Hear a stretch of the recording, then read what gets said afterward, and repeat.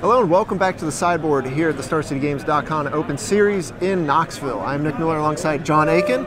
How you doing? Doing pretty good. I would say you are. You are yeah. 6 rounds into the Legacy Open and you're 6-0 with a new take on Merfolk. Yeah, I'm pretty excited about it. Going into the tournament, I tried to look at where I wanted to be in the metagame. Mm-hmm. With this particular build, usually Merfolk's the beatdown, but I kind of wanted to go a little bit extra beatdown. With that, I added Cozy Strixture, which has been super phenomenal. It's I mean, the ability for it basically just to, I mean, they crack 2 fetch lands. It's like, it's as good as Delver. They crack more. It's, Tarmogoyf. Yeah. And in a format where people are shuffling their deck as often as they are. Oh, yeah. Fetch lands, Ponder, Intuition. I mean, it's just no end to shuffling. So you have your 1-drop. You got Curse Catcher and Cozy Strixture. Mm-hmm. Then you have your 2 suite with all your lords. Yep. Phantasmal Images, more lords, or whatever you need at the time. Yep. You've got the 4 of True Name Nemesis, which is just it's hands down technically a Merfolk. I mean, it's hands down the best card in the deck. It's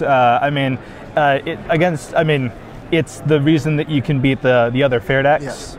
And I mean, it's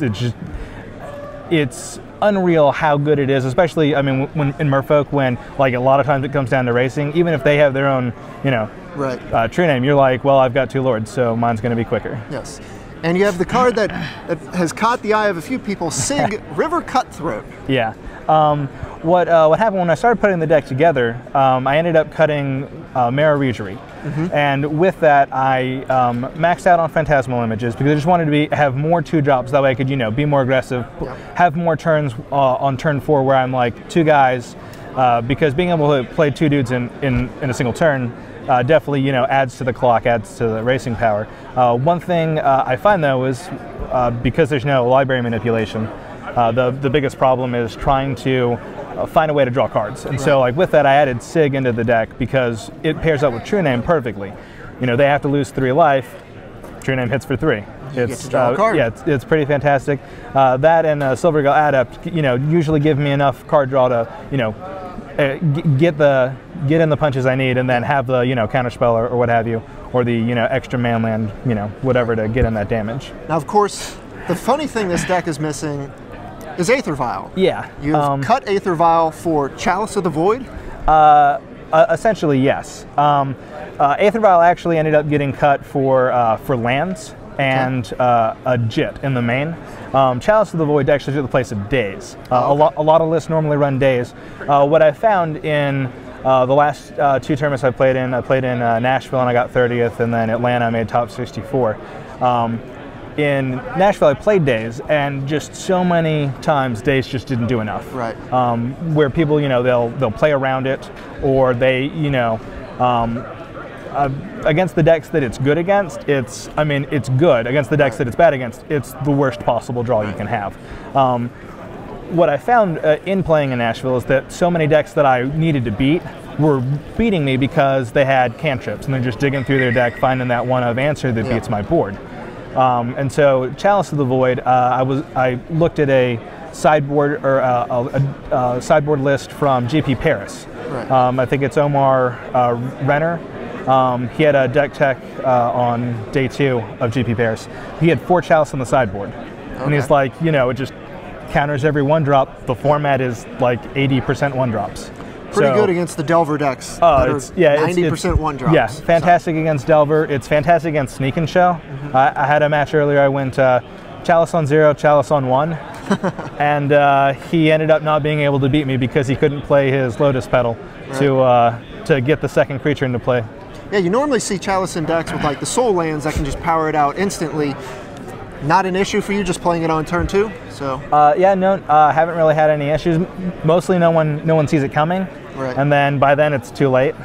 And then another thing, putting Chalice on 1, which is where I've normally put it, being able to use Cavern of Souls to power out my 1-drop Merfolks, even past that, is pretty fantastic. Yeah, that's a pretty interesting interaction to be able to get through there. Mm-hmm. Of course, you have the full 4 Force of Will, fight the unfair decks. Yeah, you basically have to in the format. It's so hard, not to have 4 of that card. Right. And then your man lands, Mutavaults, and Mishra's Factory.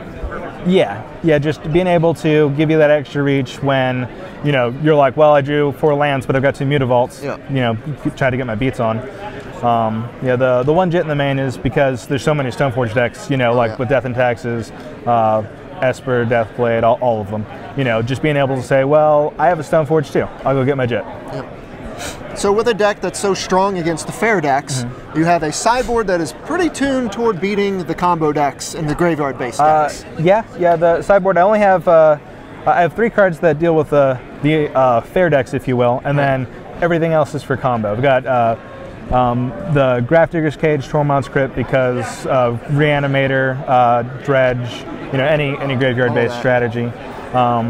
I have 2 Swan Songs, which sort of a nombo with Chalice of the Void, but it's really more, it's primarily for Sneak and Show, and it's less about, am I going to put myself out of being able to cast it, more being able to cut off their threats. Because if I can cut off one, that opens up the avenue to where basically my creature's just going to win the game. I do have 1 Negate, which ended up originally was a Swan Song, but because of me playing Chalice on 1 so often, I'm like, well, maybe it wouldn't hurt to have a counter spell that can get around it. Not the only person I've deck teched today in Legacy with a Negate in their sideboard. I mean, it's a hard counter. It's in this format, especially when, you know, hard counters are key. Because so many people, you know, play around Daze, play around Spell Pierce, you know, just being able to say no. And then I also have a Mindbreak Trap. Again, something that I can play with a Chalice on 1 against Storm that just says, we're not doing this. Yeah. And what are the cards you're bringing in against the fair matchups? Against the fair matchups, I bring in Echoing Truth and Dismember. And then depending on which fair deck it is, back to basics. You know, you've got the Delver decks that all have basically no basics, the Shardless Bug, actually, earlier today I had a match against Esper Deathblade playing Alex Bertensini, and he tapped out to equip a Batterskull to a Stoneforge. I dropped it back to basics. He didn't get to play any more spells. No more magic. All right, well, you're 6-0 so far. Are there any tweaks you might want to make in going for the future here, or any sideboard slots or anything that hasn't performed well enough for you? Actually, I mean, and it's hard to say because, you know, being 6-0, it's hard to say, well, but honestly, no, the deck's performed the way that I needed it to. Every card's been right where I needed to. Even, well, the one card we didn't talk about in the sideboard was the Hercule's Recall, which I bring that in against the, usually I bring that in against the fair decks to bounce Batterskull or sort of Fire and Ice. In addition, being able to play around in Snaring Bridge, because that's one of the only cards that can actually beat me. So, yeah.